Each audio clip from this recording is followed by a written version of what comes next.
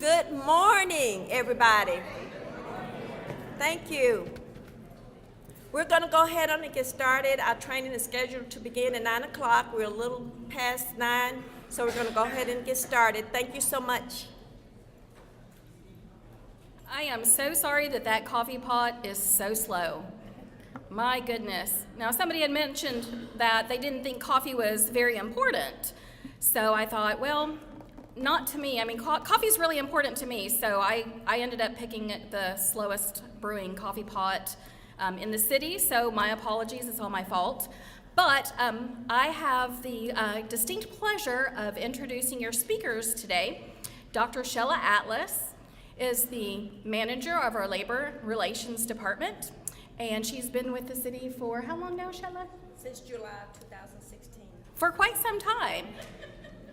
And she comes to us from the EEOC, and your tenure at the EEOC was 25 years. So we've got someone here who knows exactly what they're talking about. So it's going to be a great presentation today. Also, we have Joyce Castle. She's an analyst in the Labor Relations Department. And without further ado, I'm going to turn this over to Dr. Shella Atlas. Thank you, Doreen. Good morning again. And as Doreen said, for those who have not met me or know who I am Shella Atlas Evans. I'm the Labor and Employee Relations Manager for the City of Little Rock. And I report to Stacy Witherard, Human Resources Department Director. I manage all of the city's labor and employee relations functions, which includes various roles. And I do have approximately 25 years of experience with the United States Equal Employment Opportunity Commission. I worked there as a federal investigator. I moved up to senior federal investigator. I became an enforcement manager, had my own team of federal investigators. So I'm very knowledgeable of employment laws, Title VII of the Civil Rights Act of 1964, the Equal Pay Act of 1963, the Americans with Disabilities Act of 1990. And so we're going to get started. Since becoming the Labor and Employee Relations Manager, our division staffs have made a lot of new changes. And one of those changes included centralizing the FMLA and the ADAAA and the catastrophic leave request to the Labor and Employee Relations Division. And we made those changes in October of 2016. And we are making, making new strides and new changes along the road. But we wanted you to be here today. This is a mandatory training. We wanted everybody to be here so we all can be on the same page across the board, and we can get this a better understanding of how the process is conducted in processing FMLA, ADAAA claims. We have a lot of ground to cover, so we're going to go ahead on and get started. If you want to stop during the presentation and ask me a question, raise your hand, and I'll feel free to ask during the presentation, and we will open the floor up after the presentation to give you an opportunity to ask questions at that time as well. Again, our objectives is to provide an overview of the Family and Medical Leave Act of 1993. We want to provide you guidance today to all supervisors and managers of the steps regarding handling and processing FMLA and ADAAA requests in accordance to the City of Little Rock Personnel Policy and Procedure Manual.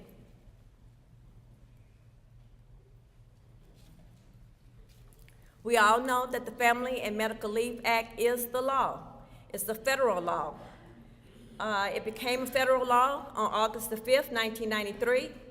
It was amended on January 16, 2009. It was amended again on June 22nd, 2010.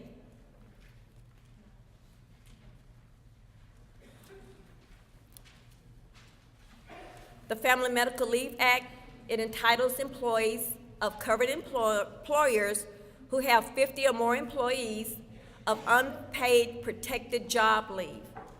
It can be paid or unpaid. It ensures that you continue your group health insurance under the same terms and conditions as if the employee had not taken leave.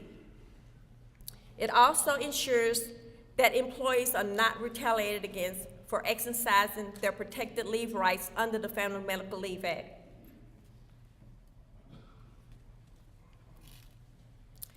Why should an employee use family medical leave? One, he and she can miss work for a qualified medical condition and not worried about being disciplined or no adverse action taken against them. An employee is able to balance their work and personal life. And the absence from work is protected by the law. Eligibility requirements. There are eligibility requirements as well as for the employer and for the employee. The city, we are a covered employer. We have 50 or more employees within a 75 radius. It also covers full-time workers, part-time workers, and temporary workers. You must have worked for the city for 12 months. You must also have worked for 1,250 hours during that 12-month period. You do not have to work for 12 months in a row. You can be a seasonal employee, but if you have a break in service more than 7 years, you will not qualify. And also, there are 4 different methods for calculating, for qualifying you. One is calendar year, January 1st through December 31st. Any fixed 12 months, fiscal year starting on employee's anniversary of hire. A rolling 12-month period measured backward from the date of any family medical leave usage. And I skipped number 3 because that is what the city uses. We calculate 12 months measured forward, meaning that we measure from the first date an employee takes their FMLA leave.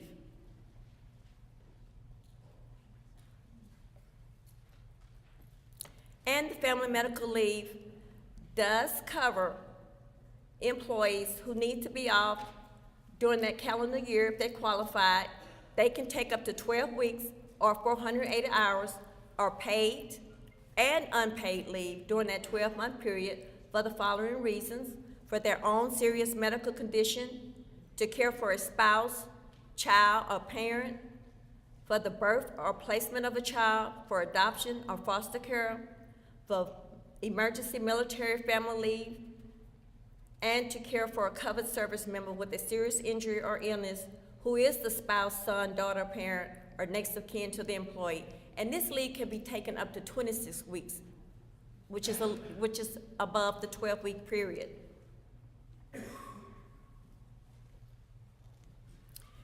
We're going to talk about what's a serious health condition.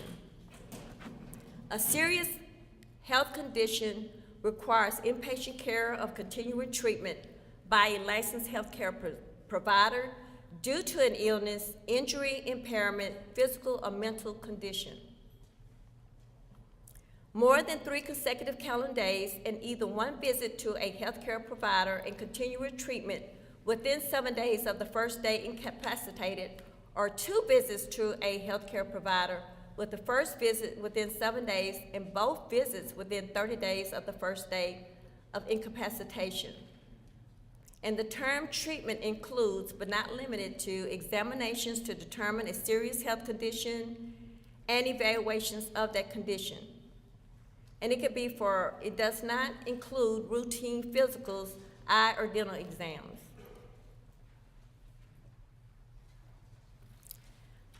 The definition of a spouse: there was a final ruling made on the FMLA regarding the definition of a spouse. It was published on February 25, 2015, and it took effect on March 27, 2015. And basically, that final rule ensures that all legally married employees have consistent FMLA leave rights regardless of where they live. The need to care for a spouse is the same for all married couples and does not change depending on the state of residence. It also provides eligible employees the opportunity to take FMLA leave to care for their lawfully and same-sex spouse regardless of where they live. We also have a definition of son or daughter. eligible for your children under the age of 18 years of age. Also, an employee who actually has a day-to-day responsibility for caring for a child may also be entitled to leave, even if the employee does not have a biological or legal relationship, which is also called Loco Parentis. The adult child over the age of 18 must have a serious health condition and need care because of the serious health condition. And the definition of Loco Parentis is just basically anybody who assumed the relationship as a parent. You must have the day-to-day responsibility for that child again. You must financially support that child. And it must be during the ages before that child turned 18 years of age. And excuse me, my throat gets a little dry this morning. Definition of a parent. A parent is a biological, adoptive, step, or foster father or mother or someone who stood in as the loco parentis, such as a grandparent. And in this day and time, a lot of grandparents have assumed that role. And one thing should be noted, that in-laws are not included in this coverage. Who is covered? The employee, the spouse, the child, son, or daughter, and a parent, or loco parentis. Thank you.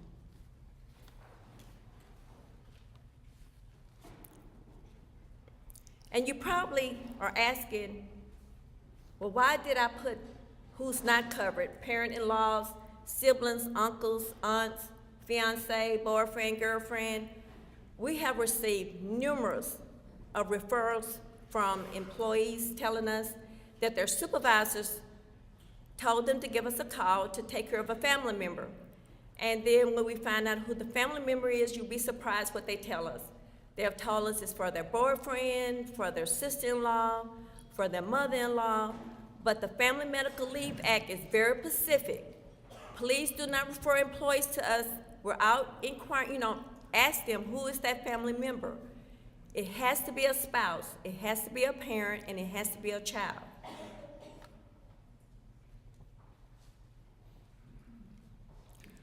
It also covers military exigency leave. And that is for family members of active duty service and for family of members of the National Guard and Reserves when the covered military member is on active duty or called to active duty in support of a contingency operation. An employee whose spouse, son, or daughter, or parent either has been notified of an impending call to go to active military duty or who is already on active duty may take up to 12 weeks. And again, in some cases, the leave may be extended up to 26 weeks during a 12-month period.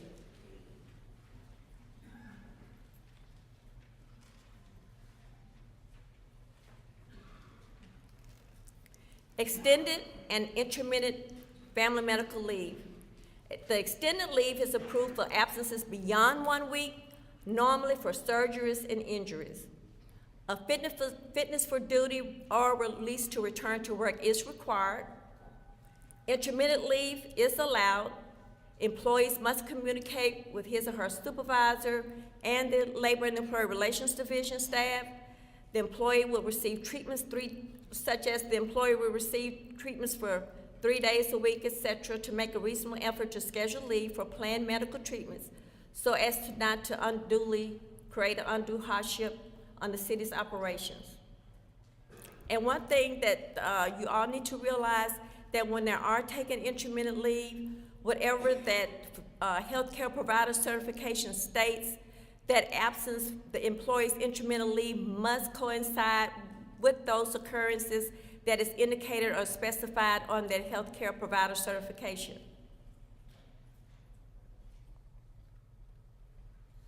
It also provides coverage for maternity, paternity leave. They can request intermittent leave for maternity leave. The city department and employee must mutually agree to the scheduled time off. It also applies for paternity leave. When the dad wants to be off for the birth of the child, can take up to 12 weeks. But in some cases, that may be paternity, the parents may, say for instance, if they're married and they both work for the city and the mother needs to be off for 6 weeks, then the father may want to be off for 6 weeks. That time or that leave will run concurrently. Basically, they're gonna have to share that time of no more than 12 weeks or 480 hours. It will run concurrently. So that's something for you to remember. Procedure for requesting family medical leave. The request can come from either the employee or supervisor. Once the supervisor determines that the family medical leave may apply, either the employee or supervisor must notify the Labor and Employee Relations Division staff. If the need is foreseeable, we would like for you to try to notify us within 30 days prior to the event, qualified event. If an employee is out for 3 consecutive days due to an illness, this should be a trigger also to the supervisor to contact the Labor and Employee Relations Division staff.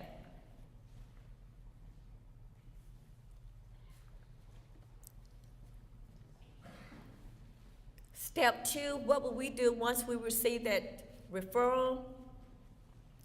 We're gonna provide that employee the proper FMLA paperwork, which will include FMLA certification forms, along with the employee's job description to give to their healthcare provider.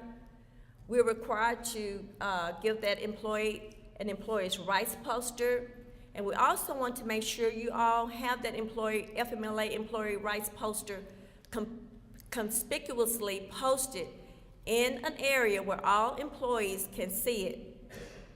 We also will provide a notice of eligibility and rights form. The employee will have 15 days, calendar days, to return those forms back to the Labor and Employee Relations Division.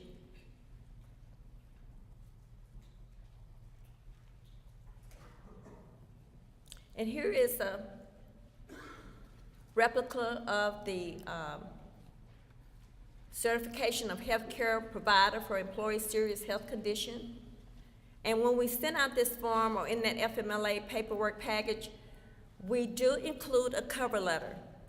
We do give the employee 15 calendar days to return that completed healthcare provider certification back to the Labor and Employee Relations Division.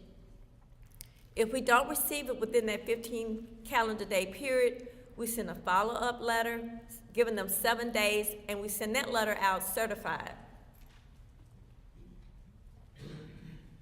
And in that letter, they are made aware that there is a possibility that the FMLA may be delayed or denied. And here is an example of the employee rights poster that we send in that package. Under the FMLA, we are required to provide a general notice to all employees of their rights under FMLA. And here's a replica of the Notice of Eligibility and Rights and Responsibilities. This form goes out in that package. We are required by federal regulations under FMLA to send that notice to the employee within 5 business days. And if we don't get that notice of eligibility out to the employee within that 5 business days, we can be fined by the Department of Labor.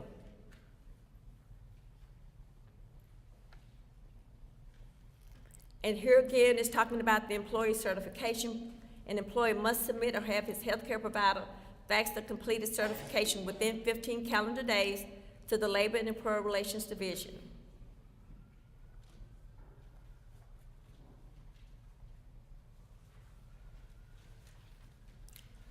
After the completed certification is returned to the Labor and Employee Relations Division, we verify to ensure that that certification is completed in its entirety, and we verify if it's a qualified event. Once we approve that certification, completed certification, we again are required under the Family Medical Leave Act to send out a designation notice within 5 business days. And this lets the employee know if they have been approved for FMLA or denied.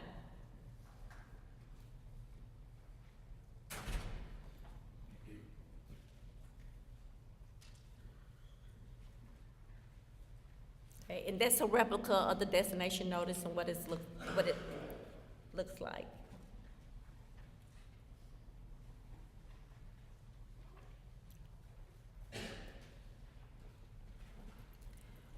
And the last step is employer monitoring. The labor and employee relations staff will monitor the FMLA claims once they're approved. If an employee has no leave, division managers, supervisors will initiate a status change form if the FMLA leave will be taken in a 30-day increment or more. In addition, the division managers and supervisors will ensure that the necessary paperwork, return to work slip is received before an employee returns to work if the employee is absent more than 3 days. And all this information is included in your packet that you received today. We also provided you a copy of the FMLA policy and procedures. We also provided you with a copy of the ADAAA policies and procedures. And if you have any questions, just give us a call. And this is what the status change form looks like. The managers and supervisors and timekeepers will ensure that all FMLA will be coded properly in the payroll system. And if you do have to complete the status change form, you just, where you see the box leave of absence, you will type in FMLA. And again, I want to stress that you will only use the status change form in the event that that employee has exhausted all of their time, they are on an unpaid leave status, and they have taken leave for 30 days or more.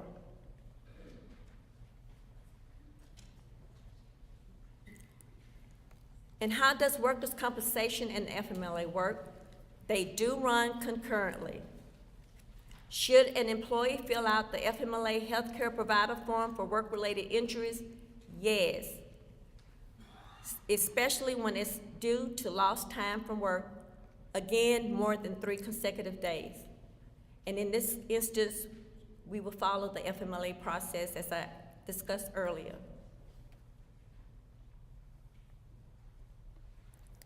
Communication. Communication must occur between the supervisor and employee. It must be required with the Human Resources, Labor, and Employee Relations Division staff.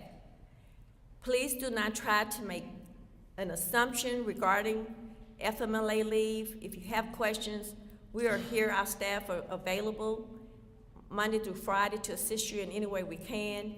You can give us a call at our main number, 371-4590.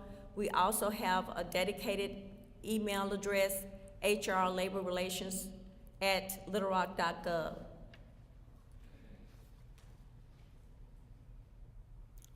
And another thing to remember, when requesting FMLA, the employee should contact the Labor and Employee Relations staff.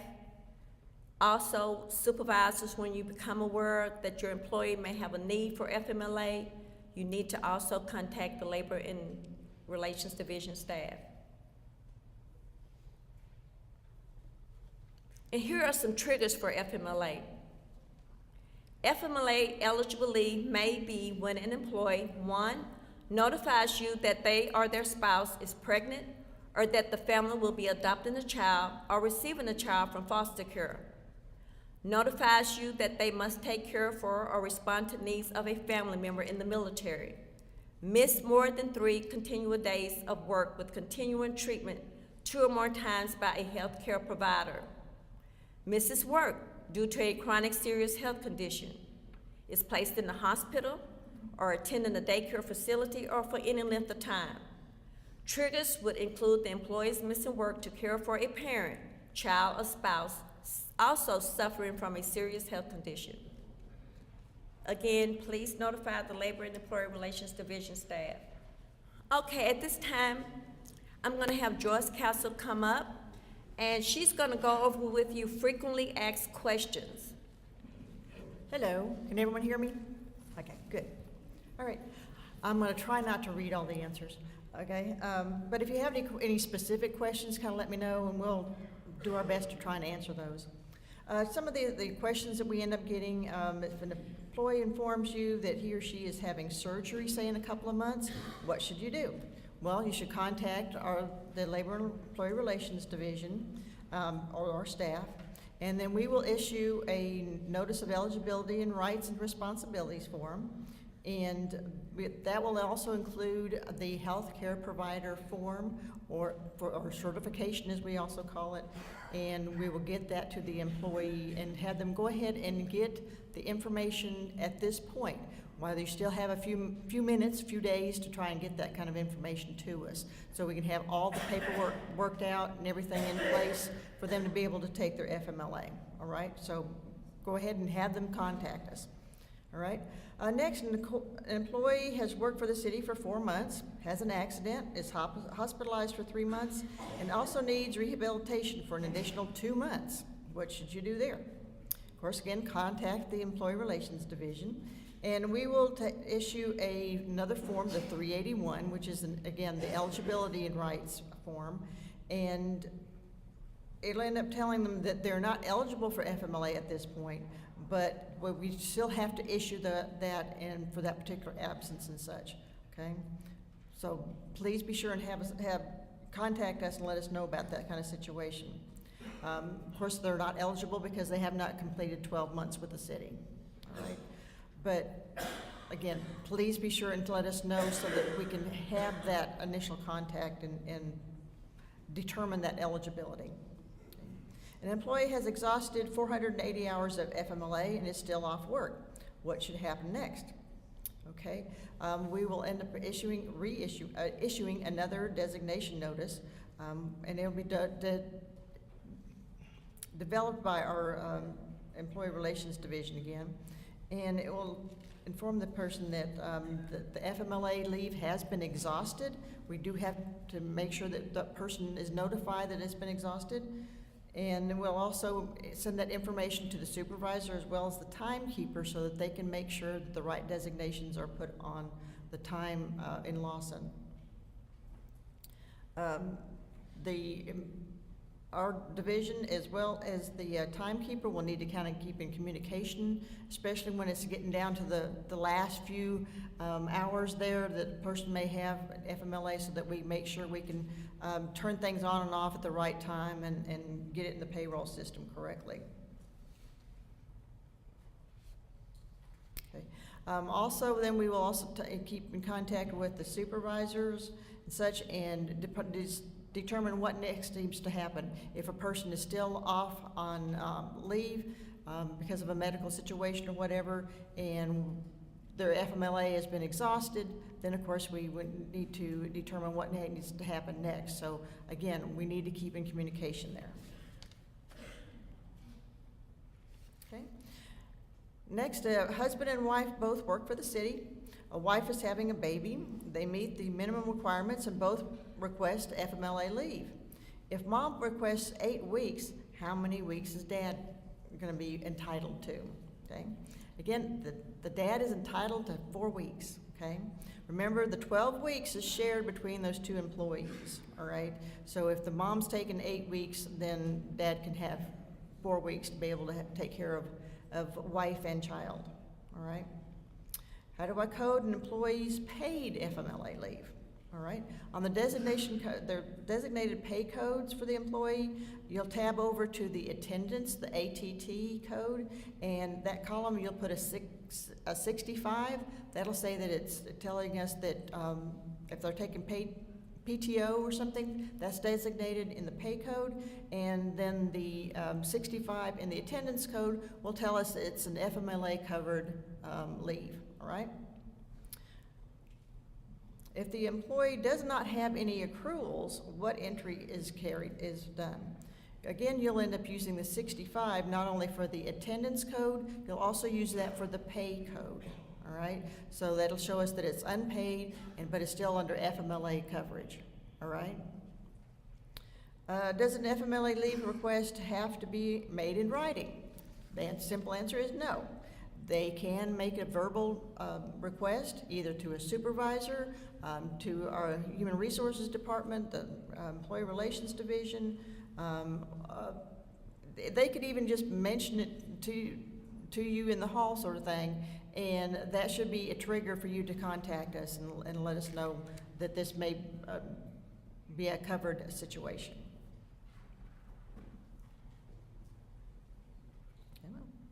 There it goes. What if an employee informs you that he or she does not wish to take leave under FMLA, and because even though it's a covered FMLA absence? Well, unfortunately, the employees do not have the option of taking or not taking FMLA if absences are qualifying. The employers must designate an employee's leave as leave under FMLA if the absence qualify. So no, they don't have that option, okay? This means once the employer has acquired knowledge that the leave is being taken for an FMLA qualifying reason, the employer must notify the employee as provided in their wonderful little sections and stuff there, okay? It's the law. We do have to go ahead and give them a poster of their rights and such. The initial paperwork and all that has to go to that employee and such. Also, in part of this process, when we issue that initial paperwork, we're also trying to send a copy to the supervisors, so that if for some reason the employee's not seeing this information in their mailbox at home, and they're still coming to work intermittently or whatever, then you will have a copy of that paperwork, and you again can make sure that they're getting that paperwork, all right? Also, please make sure that they're getting that, having the opportunity to get their healthcare provider to sign that certification, fill it out and such, and get it back to us within the 15 calendar days.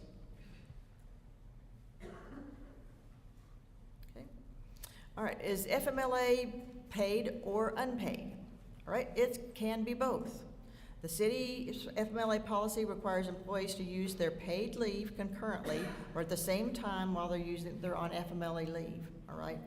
FMLA entitles eligible employees of covered employers to take unpaid job-protected leave for specified family and medical reasons. So again, the person could have exhausted all their leave and still be qualified for continuing with the FMLA.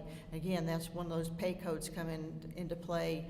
The pay code would be 65 if it's unpaid leave, and the attendance code again would be 65, saying that it's covered FMLA.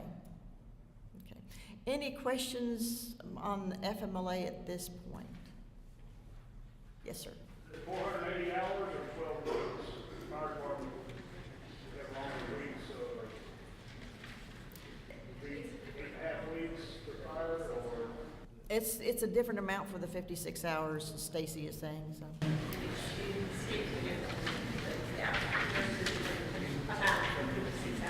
Well, it's 12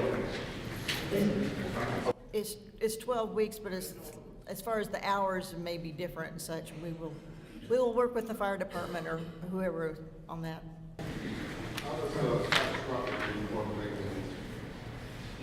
That we have to go to the question from. I'll let you answer any other questions. Well, the catastrophic leave, I mean, it just works. If you need to leave for a qualifying event, you will still make the request to the Labor and Employee Relations Division. Especially, that's a trigger too, for also to put it in the ADAAA interactive process as well as the catastrophic. It just depends on if you're gonna be out for more than that 12-week period and you're gonna need additional leave time, then you would go ahead on and put that request into the Labor and Employee Relations Division. Is that answering your question? No, I'm still kind of lost on that. Okay, could you be more specific? Well, if I exhaust all of my sick time at the job, I'm on consecutive days. Do I go immediately into FMLA, or do I use? Well, when you off for more than 3 days, we're gonna automatically generate that FMLA paperwork to you. Okay, so how does catastrophic formulate into this whole deal? Okay, once you exhaust all your leave or getting close to determining that you're gonna be exhausting your leave, then you may wanna put in that request for catastrophic leave pay. And then even when you submit a request for the catastrophic leave, there's a 4-week waiting period that you have to wait before the catastrophic leave goes into play. And of course, it has to be approved by the catastrophic leave bank committee. And that's before FMLA. No, it would have to be afterwards. Stacy, did you want to add anything? Okay. Yes. So FMLA is exhausted, there's no extension period to extend it in any kind of way? No, not during that 12-month period. Okay. Okay.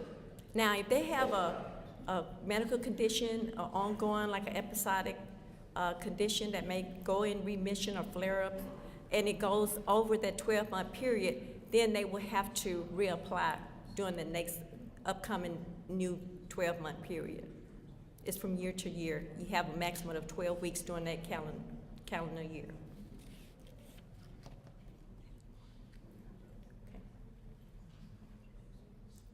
Any more questions before we move on?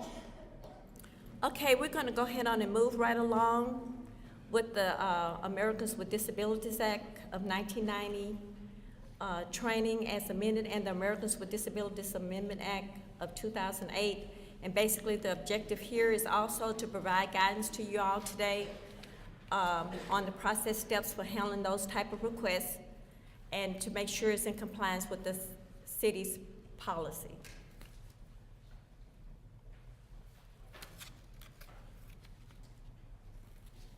Again, there's 2 federal statutes. One was passed in 1990 under the reign of President George H.W. Bush, protects individuals with disabilities on the basis of their disability or being perceived as having a disability or having a record of having a disability. The ADAAA Amendments Act was passed in 2008 under the reign of President George W. Bush, and that was in response to a lot of decisions made by the Supreme Court and how they were interpreting the ADAAA regulations. And the main purpose of the ADAAA Amendments Act was to broaden the scope of protection. Congress found that persons with many types of impairments, including epilepsy, diabetes, multiple sclerosis, major depression, and bipolar disorder, had been unable to bring ADAAA claims because they were not found to meet the ADAA's definition of a disability. Congress thought that individuals with these and other impairments should be covered. So basically, that act basically provides individuals with disabilities more coverage in terms of defining what is a disability.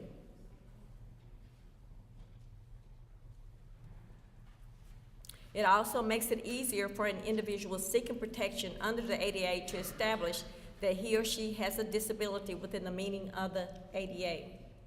It also requires that we provide a reasonable accommodation. It also provides that we engage employees in the ADA interactive process.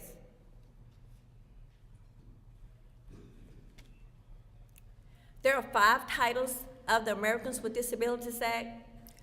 Title I relates to employment, prohibits disability discrimination in all terms of conditions of employment. Title II prohibits discrimination regarding accessibility in public entities or public services. Title III provides public accommodations. Title IV provides accommodations regarding telecommunications. And Title V is miscellaneous. And the city comes under Title I and Title II.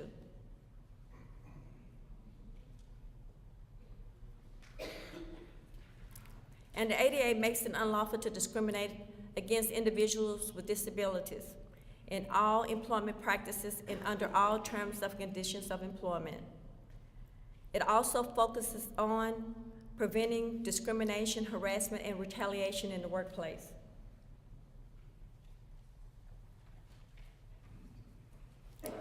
And the city does have an ADAA policy, and we are committed to making a reasonable accommodation for the non-physical or mental impairment of a qualified individual with a disability, unless it would create undue hardship on the operation of the city.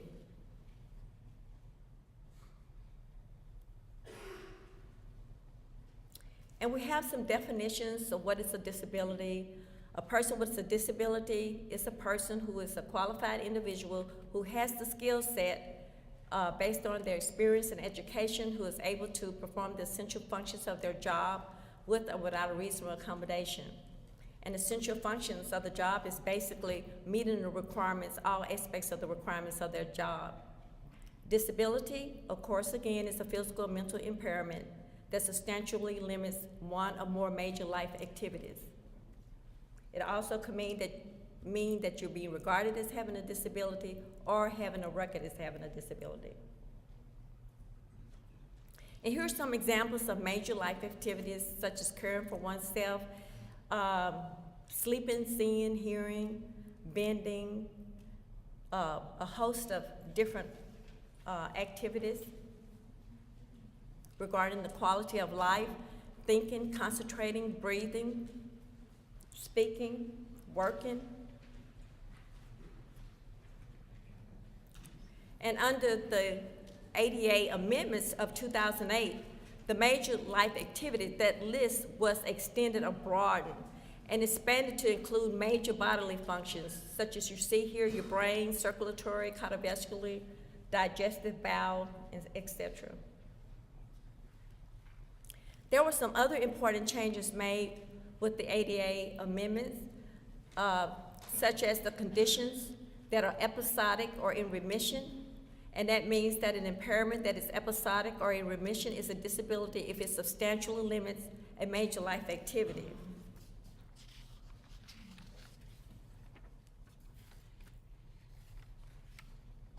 And I also want to go into some more details regarding that. It also means chronic impairments with symptoms or effects that are episodic rather than present all the time can be a disability, even if the symptoms or effects would only substantially limit a major life activity when the impairment is active. And examples of an episodic disability does include epilepsy, hypertension, asthma, diabetes, major depressive disorder, bipolar disorder, and schizophrenia. And also an impairment such as cancer that is in remission but that may possibly return in a substantially limited form will also be a disability under the new ADAA amendments. Also, other important changes include the mitigating measures. And what are mitigating measures? Mitigating measures eliminate or reduce the symptoms or impact of an impairment. For example, under the ADA of 1990, if you had a mitigating measure, such as you were taking medication for hypertension, for example, it's like the medication is controlling the disability, it's correcting the disability, so you was not considered to be an individual, a qualified individual with a disability as defined by the ADA. But under the new ADA amendments of 2008, although you may be taking medication to control your hypertension, you're still covered under the ADA.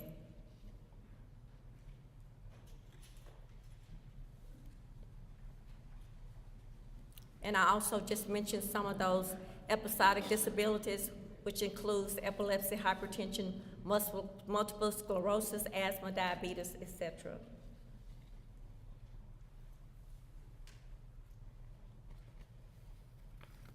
And under the ADA, again, getting back to the mitigating measures, under the new ADA amendments 2008, we can no longer consider mitigating measures to determine a person's disability or not. They have to totally be disregarded.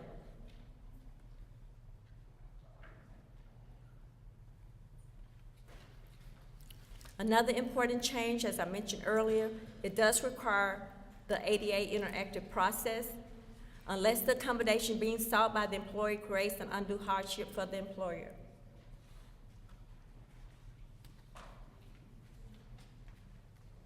Why do we have an ADAA interactive process?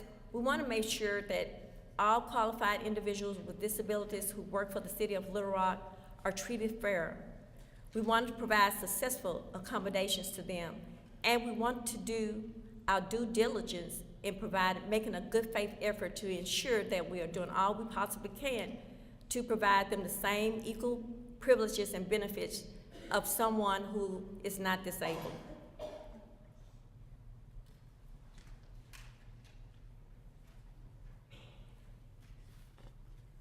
And the interactive process involves recognizing what that accommodation may be, gathering and collecting information to make informed decisions, exploring multiple options as accommodations or an effective accommodations, choosing an effective accommodation, implementing that accommodation, and also it requires ongoing monitoring, because the ultimate goal for the Labor and Employee Relations Division, we want to provide a successful accommodation for our employees.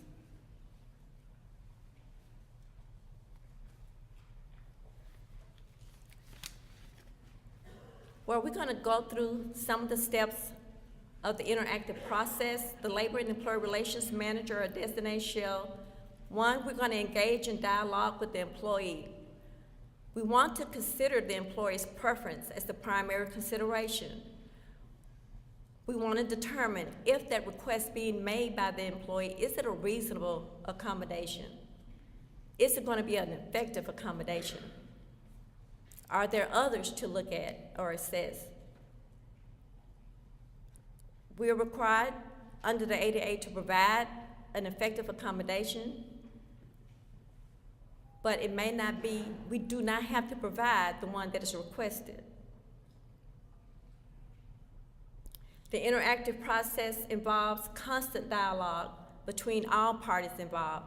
That includes from the department director on down, the managers, supervisors, employees. We also use outside consulting experts, such as we utilize a lot our experts from the Arkansas Rehabilitation Center. We have used them on several accommodation requests. They have been very instrumental in helping us to provide effective accommodations for our employees. And our other outside experts could include computer experts and exploring other resources as needed.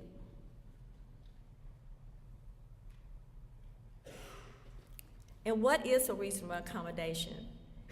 Basically, it's any change in the work environment or in the way things are customarily done that enables an individual with a disability to enjoy the same privileges and benefits as someone who is not disabled. And it applies in all aspects of employment and conditions of employment.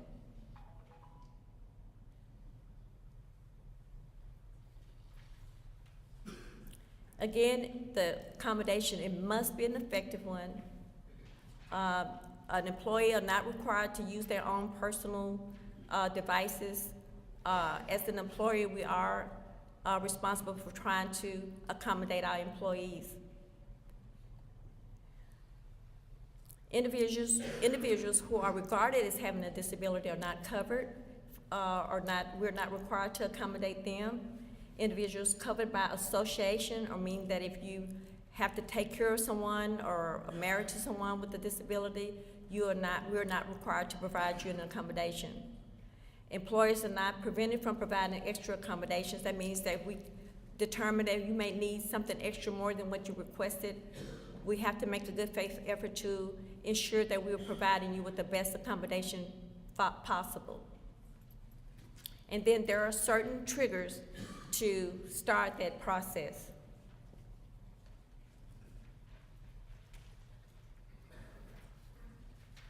And one of those triggers, and getting back to what this gentleman had just asked earlier about the catastrophic leave, one of those triggers would be when someone is getting ready to exhaust their FMLA leave, when they're getting close to exhausting all their leave, and you foresee that they're not going to be able to return back within that 12-week period, you need to be contacting the Labor and Employee Relations Division staff so we can initiate the ADAAA interactive process to make an assessment to see how we can best accommodate that employee's needs.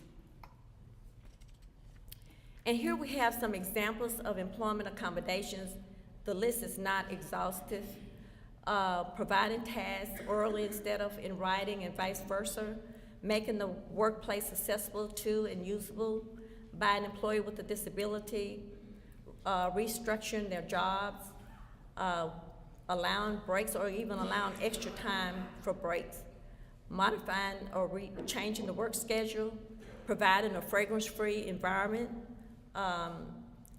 unpaid leave, providing an unpaid leave, an extended leave of absence, modified work equipment. And there's a host of others, various examples of reasonable accommodations that we can provide, including providing necessary furniture that they may need. We've had several recent requests for providing ergonomic chairs for our employees. So there's a host of them. Also, it requires us to provide them benefits and privileges of employment relating to having accessibility to our office, accessible areas like at the bathrooms, and accessible parking.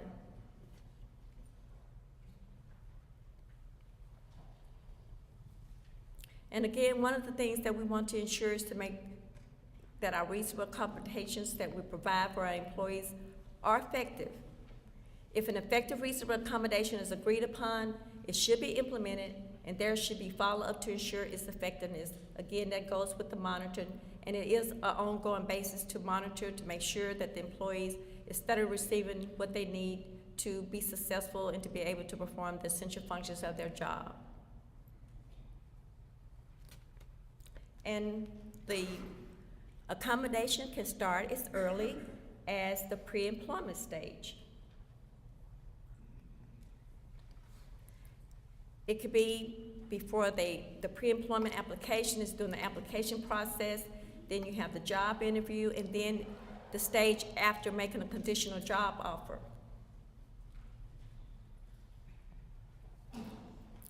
During the application and pre-employment stage, and during the interview process, you cannot request any disability-related information.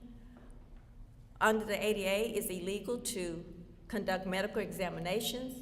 It's illegal to ask questions that may solicit disability information, such as have you had to take a lot of sick time off. You have to be very careful during the interview process not to solicit any information regarding the person's disability. However, you can ask an employee, are they able to perform the essential functions of their job?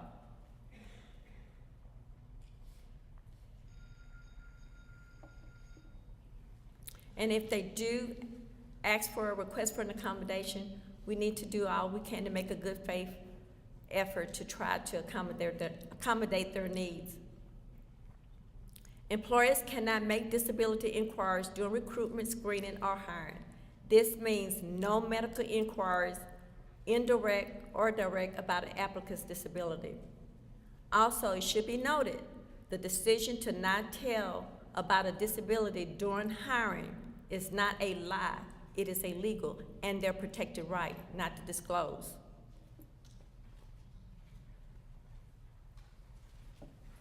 However, we can ask disability-related questions and require medical exam if this is done across the board for everybody. We cannot withdraw a job offer unless the disability prevents an employee from performing the essential job functions, and a reasonable accommodation cannot be provided or will create an undue hardship on the operation of the city. And again, other accommodations can include unpaid leave. FMLA versus the ADAAA, requests for an ADAAA leave are typically triggered when the employee seeks leave not otherwise available. An example would be, employee has exhausted the FMLA leave, as I indicated before. Employee is not eligible for FMLA leave because they have been employed less than 12 months or have not accrued the 1,250 hours within that 12-month period.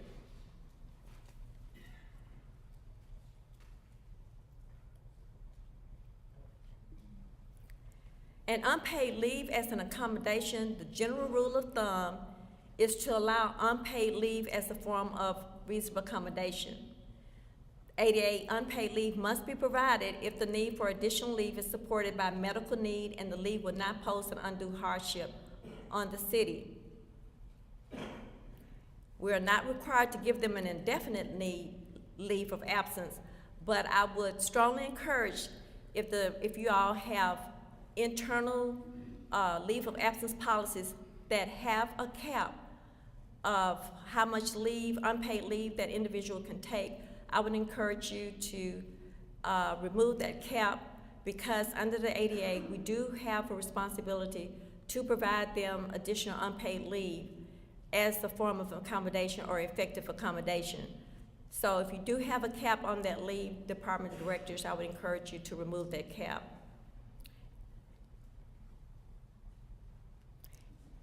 Inflexible leave policies, an employer cannot maintain no-fault leave policies, again, which I just indicated, under which an employee is automatically terminated after using a certain amount of leave. Additional leave must be considered as a reasonable accommodation.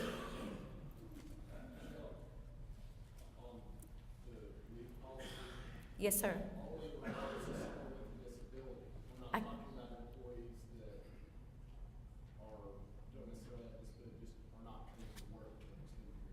Yes, sir. We're talking about people who may need an additional leave as an accommodation under the ADAAA.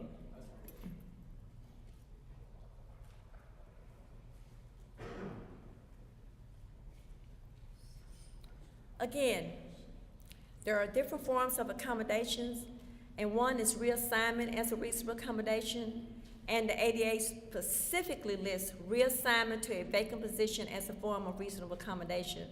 And this type of reasonable accommodation must be provided to an employee because of a disability, can no longer perform the essential functions of their job with or without reasonable accommodation, unless the employer can show that it would be an undue hardship. I want to also mention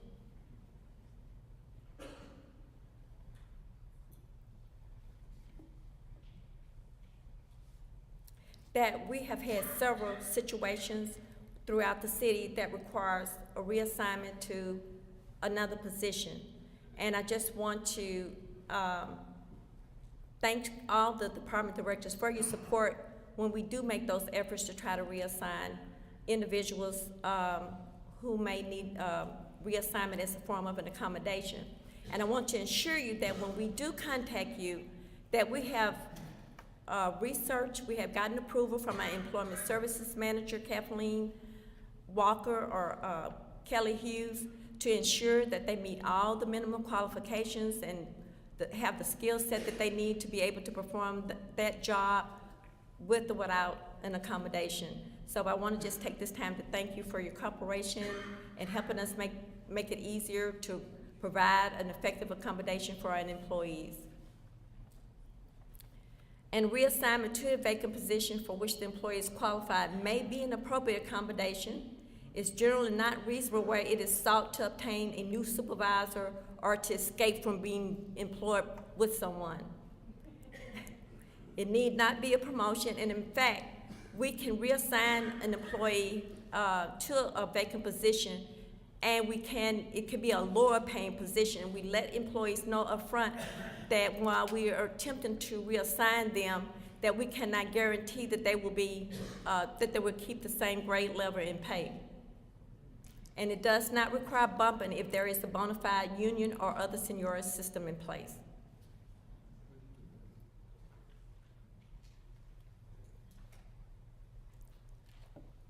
When should accommodation requests be made? When an employee in a full-time or part-time position believes he needs an accommodation to perform the essential functions of his job. Also, we don't have to wait for the employee to contact the Labor and Employee Relations Division. Once the supervisor realizes that there may be a need, that employee may need an accommodation, the supervisor can initiate the interactive process by contacting the Labor and Employee Relations Division as well. And again, there is our contact information.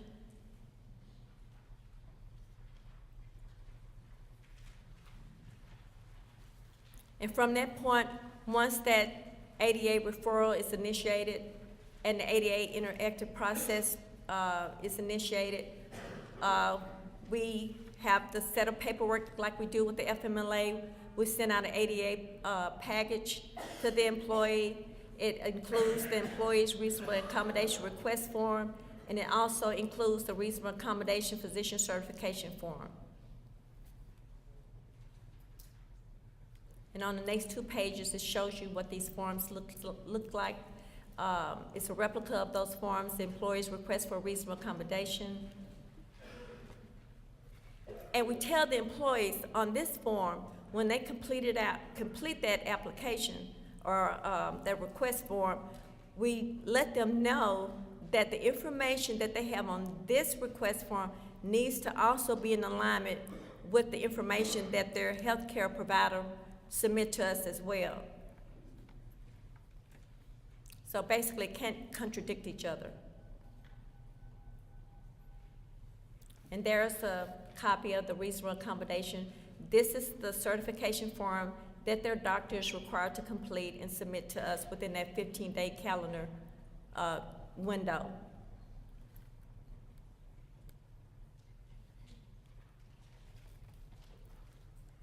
Once we get all that information from the employee, from the healthcare provider, we will review the request for an accommodation. We gather all the pertinent data, make an assessment as what is needed, determine if we need to go outside of the scope and consult with an expert on the outside, such as the Arkansas Rehabilitation. As I indicated before, we have used them a lot. In fact, we have used them in majority of making our accommodations, replying to our accommodations requests.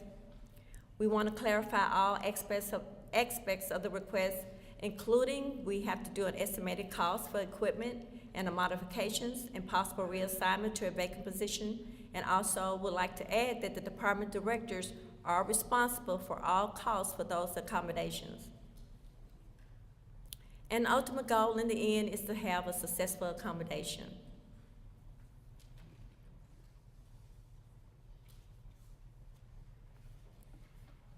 Confidentiality. All information about an employee's disabilities have to be kept confidential. Information can be shared with the supervisors on a need-to-know basis. We have a notification that we send in our emails when we're communicating with our department directors or managers or supervisors. We indicate in that email any information that is related to that employee's medical condition is confidential. It must, once you get that information, you cannot include it in their personnel file. It must be separated. Beware of office gossip. And that's very vital, because once an employee discloses to you about their medical condition, you ought to keep it confidential. I had an employee give you an example, I had an employee to call me, and he said as soon as he talked to his supervisor about his medical condition, before the end of the day, everybody knew what was going on with him. So please it's a violation of the ADA. It's also a violation of HIPAA to discuss and disclose any information about an employee's disability. So please, I caution you not to discuss any confidential medical information about one of your employees, especially to office staff.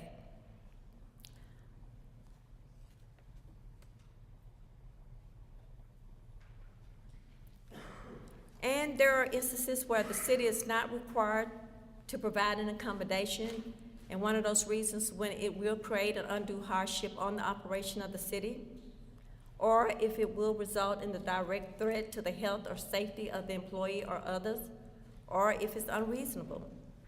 And unreasonable could be the reallocation of essential job functions. Under the ADAA, we're not required to reallocate your essential job functions. You have to have the same skill set as a person who is not disabled to be able to perform the essential functions of your job. Also, we're not required to lower production standards. Individuals with disabilities are required to be able to perform their job as any other employee who is not disabled. It's unreasonable to provide personal use items. Some employees may request to change supervision. We're not required under the ADAAA to change supervisors. Or excuses violation of uniformly applied conduct rules.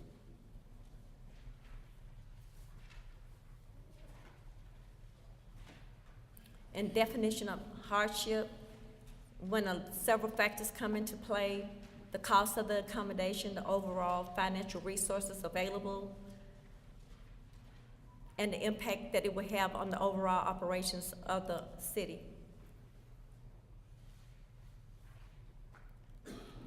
And again, the direct threat is the significant risk of substantial harm to the health or safety of the individual or others around that individual. And that also requires a case-by-case assessment. Okay, getting back to the frequently asked questions, we have a few that Joyce Castle's gonna come up and go over with you. Okay, all right. Does an employer have to give preference to a qualified applicant with a disability over other applicants? No, you do not. The employer is free to select the most qualified applicant, and you can make those decisions based on reasons unrelated to the disability. Okay. Can an employer take measures to prevent a dangerous situation if this situation or the measure would impact the rights of an employee with a disability? No. Employers cannot take measures to prevent a dangerous situation if this affects the rights of an employee with a disability unless there is a credible, legitimate, direct threat claim as defined by the ADAAA. ADAAA provides that a direct threat is a significant risk of substantial harm to the health or safety of the individual or others that must be based on real evidence and not vague suppositions or unfounded fears. Okay? Is an employee required to disclose a disability? No. An employee is not required to disclose a disability unless he decides to request a reasonable accommodation. Okay? So if you feel like there's an employee you have that may need a accommodation or something like that, you cannot ask them. They need to ask you, so to speak. Okay? Does that make sense? Okay. Are migraines considered a disability under ADAAA? Yes, they are. Both migraine headaches and depression are covered under the ADAAA. Under ADAAA, a disability is a physical or mental condition that substantially limits a major life activity. Can employers discipline an employee with a disability? Yes. If the performance of an employee with a disability warrants discipline or termination based on a fair and equally applied performance standard, then this employee can be disciplined or terminated. Employers should consider whether an accommodation is needed first, though. So make sure that everything's covered. Does having a disability protect an individual from being discharged or laid off? No. The ADAAA protects an employee from being discriminated against because of their disability. It is not a violation for the employer to discharge, demote, reduce hours, or other terms and conditions of employment not related to the disability. So it has to be fairly administered there. Okay. Any questions basically on the ADAAA and other matters along that line? Okay. Right. Of course, then at the end of your materials there, you do have various references and such that you can look at and go to if you need additional information as well. Dr. Shelley.